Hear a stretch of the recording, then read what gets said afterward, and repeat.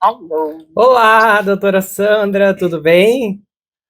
tudo bem com você? Eu tô bem, aí tá frio ou tá fresquinho? Tá fresquinho Tá hoje, mas tava fresco? até meio calorzinho, mas tá beleza aqui. Pois Que é, dia foi hoje, hein? olha só. Então, né? Por onde vamos começar? Bom, vamos começar pelo primeiro depoimento de hoje, que foi a finalização do depoimento do Do Gannon, né? ex-assistente do George Kaplan. Ah, Kaplan, isso. Ah, é Kaplan, É, verdade, isso. Gannon é. foi ontem. Bom, que terminou, né? Uhum, Continuou. Então, foi brutal hoje pro Sean, eu diria. Porque hoje todas as pessoas, um foi o ex-assistente, o outro foi uma maquiadora, né, profissional, aham, uma make-up artist, depois foi o Kid Cudi, e depois um agente federal. Todos eles vieram e corroboraram basicamente tudo que a Cassie falava, sabe, tudo. Por exemplo, o ex-assistente dele, ele disse que ele nunca viu a Cassie assim machucada, mas ele viu uma vez que tinha se quebrado um copo, uma coisa, e o Chan tava com um copo na mão meio que assim em cima dela, né? Mas uhum, ele não viu nem nada. Mas ele acabou dizendo que ele se retirou do trabalho, saiu do trabalho. Ele usou essa frase, que ele testemunhou que a violência continuava ocorrendo demais. E ele sempre tinha que se arranjar para fazer coisas para o Chan. Coisas uhum, ilegais, comprar substâncias ilícitas. Aí ele confirmou, né, que ele tinha que ficar lá limpando os quartos, depois da barcaria toda, né? E ele disse que quando ele contou para os amigos dele que ele ia sair, os amigos dele falaram que ele tipo assim, estragou tudo. Tipo assim, é como se você tivesse entrado na Harvard, por exemplo, né? Os amigos falaram, né? aham, E você vai sair disso, mas ele falou que simplesmente a violência era contínua. Ele usou esse termo, então ele falou que ele achou melhor sair. uhum. E outra coisa, ele confirma uma das coisas que é uma das bases da ação, do indiciamento dele, que é o racketeering, que também é o trabalho forçado. Você viu que várias pessoas que foram depor disseram que elas trabalhavam quase 100 horas por semana. Tem É, gente trabalhando. Esse rapaz disse que trabalhava 20 horas. Ele se falou de uma mulher ontem, né, que trabalhou 24 horas, passou mal, tiveram até que levar para o hospital. E ele não é o primeiro, ele já é o segundo ou terceira pessoa que vem e dizem isso. A carga horária deles era absurda, absurda. E vou te falar uma coisa, considerando a carga horária deles, o Chan estava explorando esse povo.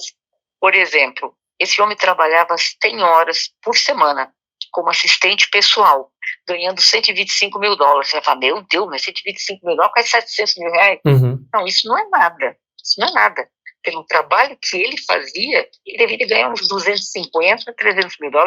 Esse seria o salário de uma assistente social, desculpa, uma assistente pessoal, né, Aham. do Chan. Pelo tanto de horas, hoje mesmo eu escutei até um advogado trabalhista aqui nos Estados Unidos falando que ele ficou horrorizado. Ele falou, 20 horas de trabalho para ganhar US$ 125 mil? Porque para nós aqui é pouco com a carga horária que foi dada. Então, ele explorava os funcionários dele e bem.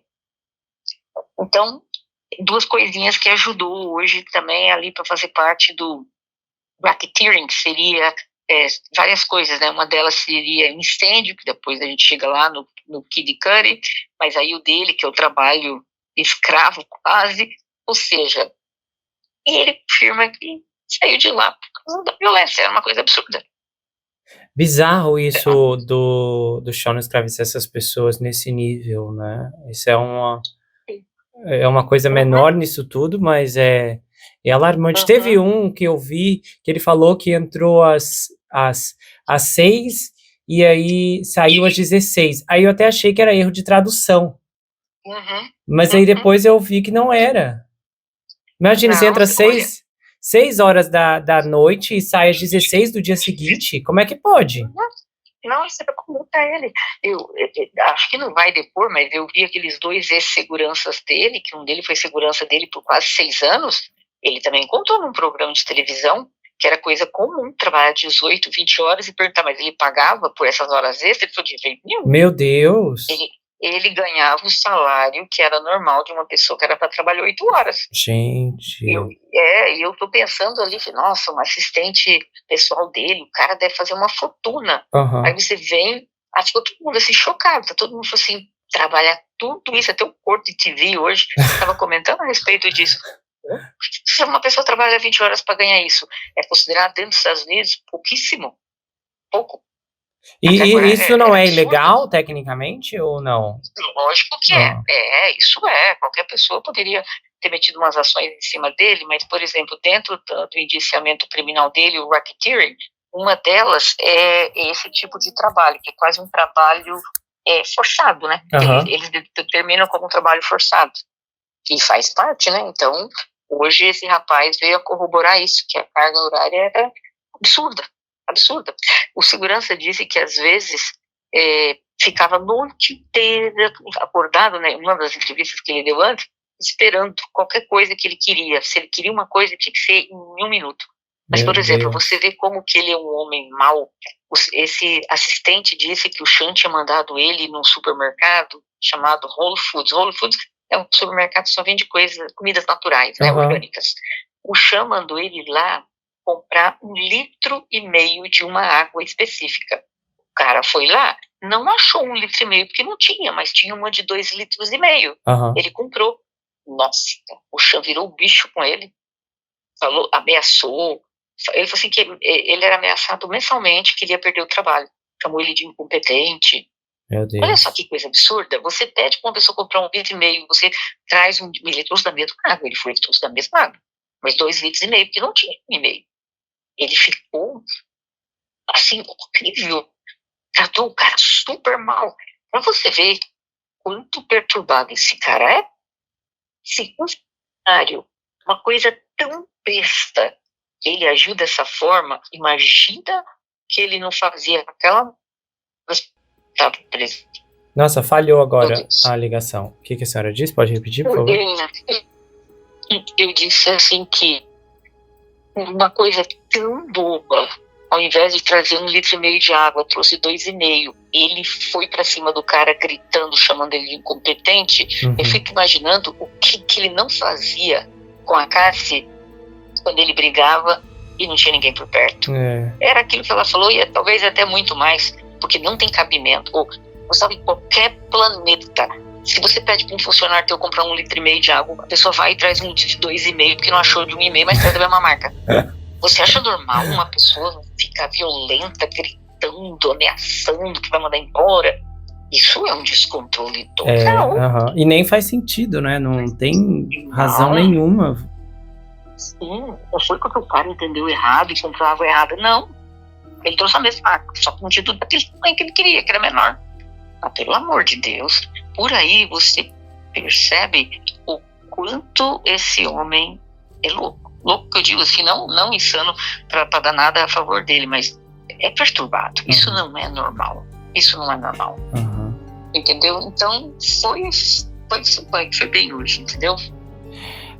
E agora, como que a senhora avalia o testemunho do rapper, que foi um testemunho um pouco complexo, principalmente quando ele disse em um momento que a Cassie se aproveitou dele e do Diddy. Como que a senhora vê as implicações do testemunho dele, que foi um pouco mais complicado? Pelo menos a CNN, por exemplo, trouxe juristas lá que disseram que a defesa teve um pouco mais de sorte com a equipe, com o rapper. A senhora acha isso também? Acha que eles se sobressaíram?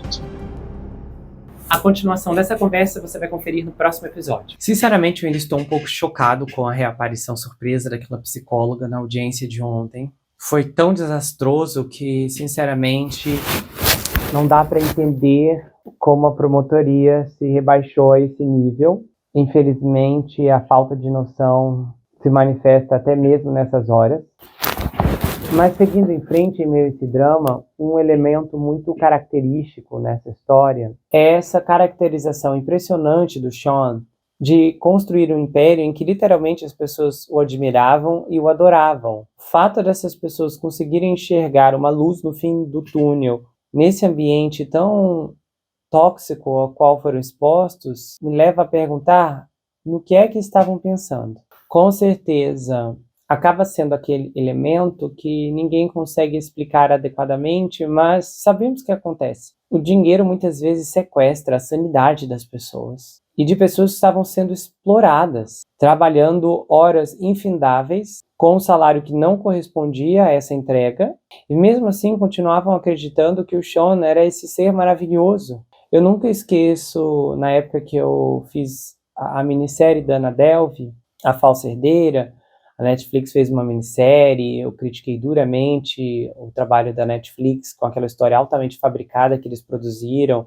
porque a verdade é muito mais amarga do que o que eles colocaram no programa.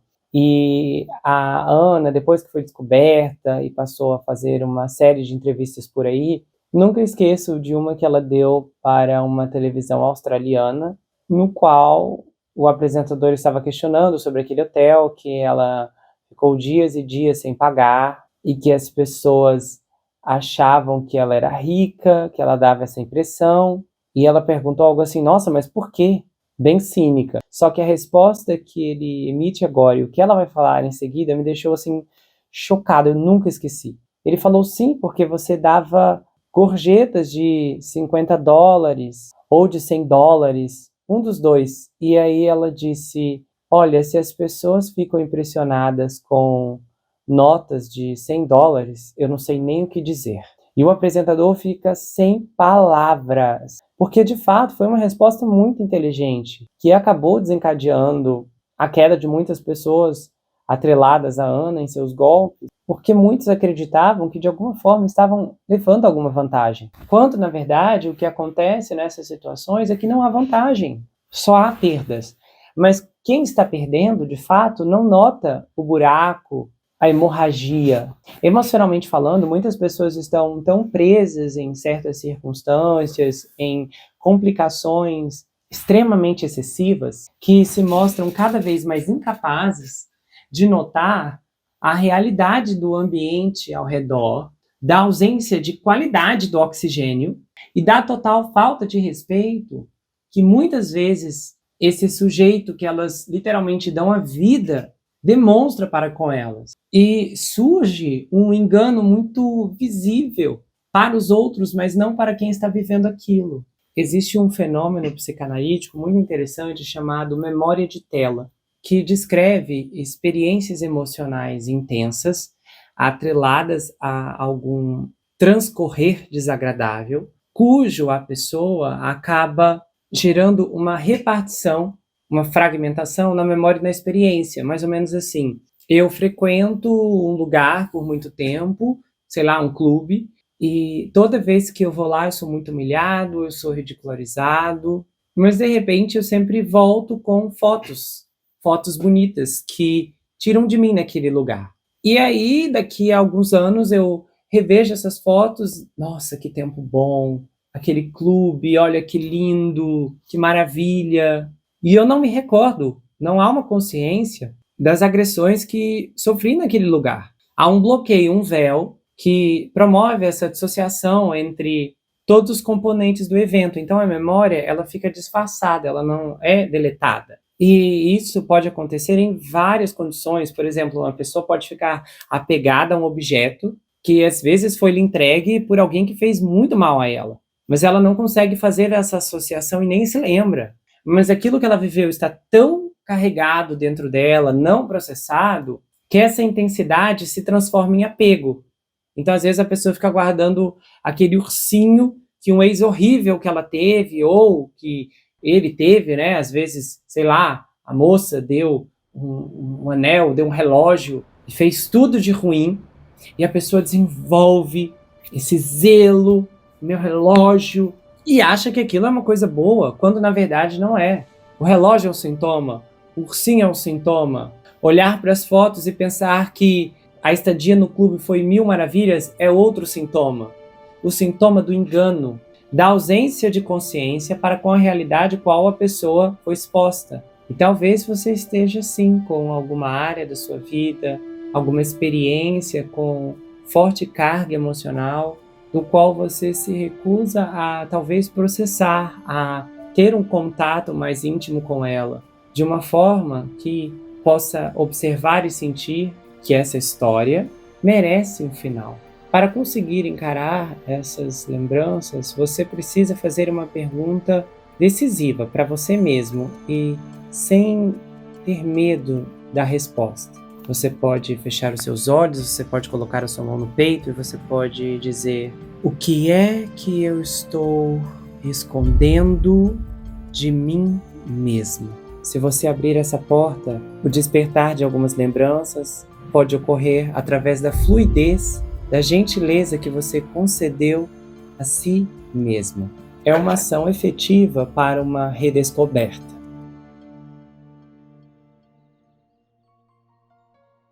Se você gostou desse episódio, se inscreva no canal, ative o sininho que é muito importante, confira se ele está selecionado para você receber todas as notificações, do contrário, o YouTube não vai levar até você todos os episódios que eu produzo aqui. Compartilhe esse vídeo, comenta, dá o seu like e se você quiser, você pode me seguir, Gustavo N Psicanalista, lá no Instagram. Eu também tenho um canal de cortes, onde as análises são recortadas e postadas por lá, além que eu também tenho um grupo no Telegram, onde eu faço postagens recorrentes, converso com os inscritos, faço enquetes, tenho uma interação muito exclusiva e colaborativa por lá. E se você quiser saber mais sobre mim, adquira meu livro Perfeito Estranho.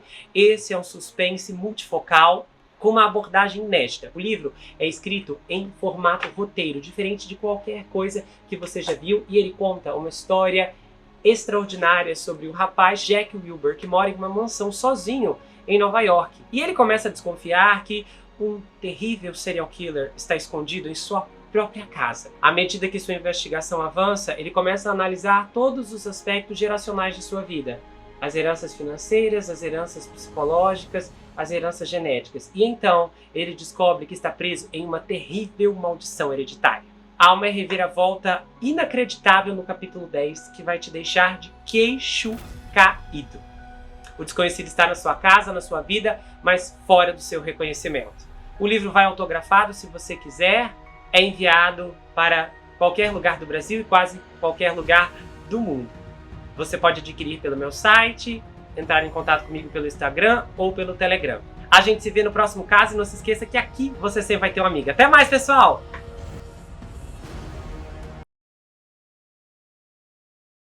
Se você gostou desse episódio, se inscreva no canal, ative o sininho que é muito importante, confira se ele está selecionado para você receber todas as notificações, do contrário, o YouTube não vai levar até você todos os episódios que eu produzo aqui. Compartilhe esse vídeo, comenta, dá o seu like e se você